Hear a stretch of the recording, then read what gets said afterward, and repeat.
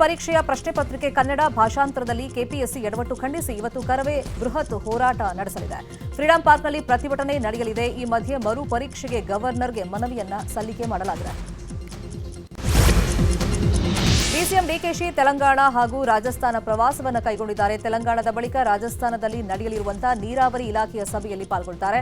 ತೆಲಂಗಾಣಕ್ಕೆ ಹೊರಟಿದ್ದ DK car ಹತ್ತುವಾಗ ಎಡವಿದ್ದು 10 ನಿಮಿಷ ಕೂತು ತೆರಳಿದ್ದಾರೆ. ಕಾಂಗ್ರೆಸ್ ಅಲ್ಲಿ ಬಣ ತಿಕ್ಕಾಟ ತೀವ್ರಗೊಳ್ತಾ ಇರುವಂತಹ ಬೆನ್ನಲ್ಲೇ ಗೃಹ ಸಚಿವ ಪರಮೇಶ್ವರ್ ದೆಹಲಿ ಪ್ರವಾಸವನ್ನು ಕೈಗೊಂಡಿದ್ದಾರೆ. ಹೈಕಮಾಂಡ್ ಭೇಟಿಗೆ ಇವತ್ತು ದೆಹಲಿಗೆ ತೆರಳಿರುವಂತಹ ಪರಮೇಶ್ವರ್ ದಲಿತ ಸಮಾವೇಶಕ್ಕೆ ಅನುಮತಿ ಪಡೆಯುವಂತ ಸಾಧ್ಯತೆ ಇದೆ.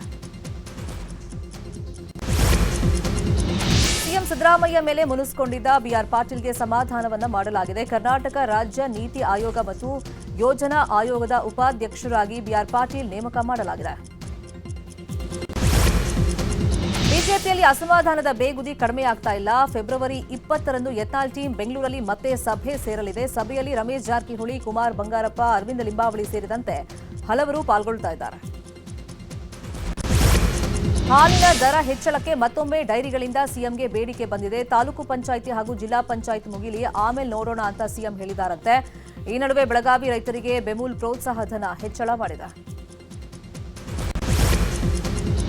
ಬೇಸಿಗೆ ಸಮೀಪಿಸ್ತಾ ಇದ್ದಂತೆ ಬೆಂಗಳೂರು ಜನರ ಮೇಲೆ ಜಲಮಂಡಳಿ ದಂಡಾಸ್ತ್ರಕ್ಕೆ ಮುಂದಾಗಿದೆ. ಕುಡಿಯೋ ನೀರನ್ನ ಅನಗತ್ಯವಾಗಿ ಪೋಲು ಮಾಡಿದರೆ 500ರಿಂದ 5,000ವರೆಗೆ ದಂಡ ಹಾಕೋದಕ್ಕೆ ಜಲಮಂಡಳಿ ಮುಂದಾಗಿದೆ. ಇನ್ನು ಶಾಲಾ ಮಕ್ಕಳಿಗೆ ನೀಡ್ತಾ ಇದ್ದ ಚಿಕ್ಕಿಯನ್ನ ನಿಲ್ಲಿಸಲಾಗಿದೆ. ಈ ಬಗ್ಗೆ ಶಿಕ್ಷಣ ಇಲಾಖೆ ಸುತ್ತೋಲೆಯನ್ನು ಹೊರಡಿಸಿದೆ. ಕಲಬುರಗಿ ಪ್ರಕರಣದಿಂದ ಎಚ್ಚೆತ್ತ ಶಿಕ್ಷಣ ಇಲಾಖೆ ಮಹತ್ವದ ಆದೇಶವನ್ನು ಹೊರಡಿಸಿದೆ.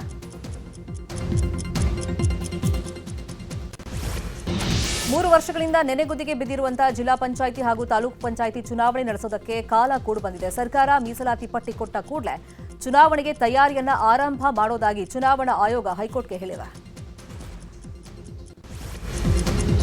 ಕೇಂದ್ರ ಚುನಾವಣಾ ಮುಖ್ಯ ಆಯುಕ್ತರಾಗಿ ಜ್ಞಾನೇಶ್ ಕುಮಾರ್ ಅವರನ್ನ ನೇಮಿಸಲಾಗಿದೆ. ಪ್ರಧಾನಿ ಮೋದಿ, ಅಮಿತ್ ಶಾ ಮತ್ತು ವಿಪಕ್ಷ ನಾಯಕ ರಾಹುಲ್ ಗಾಂಧಿ ಅವರನ್ನ ಒಳಗೊಂಡ ಸಮಿತಿ ಸಭೆ ನಂತರ ಈ ಘೋಷಣೆಯನ್ನು ಮಾಡಿದೆ.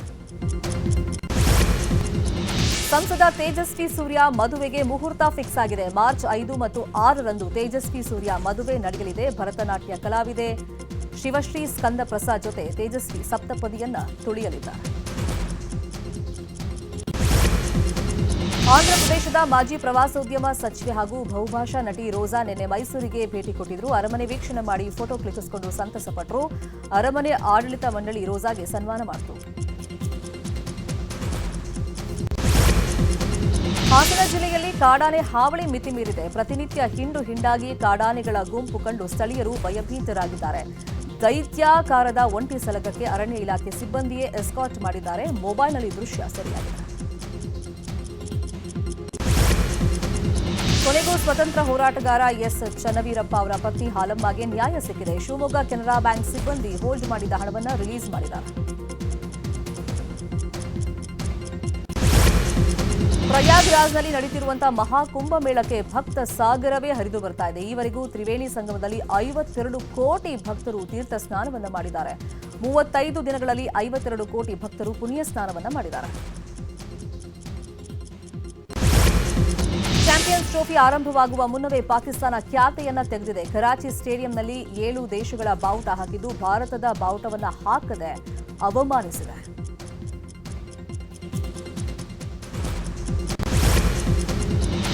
ಹಾಲಿ ಚಾಂಪಿಯನ್ ಆರ್ಸಿಬಿ ಟೀಮ್ ಡಬ್ಲ್ಯೂಪಿಎಲ್ನಲ್ಲಿ ತನ್ನ ಆರ್ಭಟವನ್ನು ಮುಂದುವರೆಸಿದೆ. ನಿನ್ನೆ ಡೆಲ್ಲಿ ವಿರುದ್ಧ ನಡೆದಂತಹ ಮ್ಯಾಚ್ನಲ್ಲಿ 8 ವಿಕೆಟ್ಗಳ ಗೆಲುವನ್ನು ಸಾಧಿಸಿದೆ. ಮೊದಲು ಬ್ಯಾಟ್ ಮಾಡಿದ ಡೆಲ್ಲಿ 141 ರನ್ಗೆ ಆಲ್ಔಟ್ ಆಯಿತು. ಆರ್ಸಿಬಿ 17ನೇ ಓವರ್ನಲ್ಲಿ ಗೆಲುವನ್ನು ಸಾಧಿಸಿತು. ಬಹು ನಿರೀಕ್ಷಿತ ಚಾಂಪಿಯನ್ ಟ್ರೋಫಿ ಟೂರ್ನಿ ಆರಂಭಕ್ಕೆ ಕ್ಷಣಗಣನೆ ಶುರುವಾಗಿದೆ. ನಾಳೆ ಪಾಕ್ನಲ್ಲಿ ಚಾಂಪಿಯನ್ ಟ್ರೋಫಿ ಟೂರ್ನಿಗೆ ಚಾಲನೆ ಸಿಗಲಿದೆ. ಉದ್ಘಾಟನಾ ಪಂದ್ಯದಲ್ಲಿ ಪಾಕಿಸ್ತಾನ ಹಾಗೂ ನ್ಯೂಜಿಲೆಂಡ್ ಸೆಣಸಾಟವನ್ನು ನಡೆಸಲಿವೆ.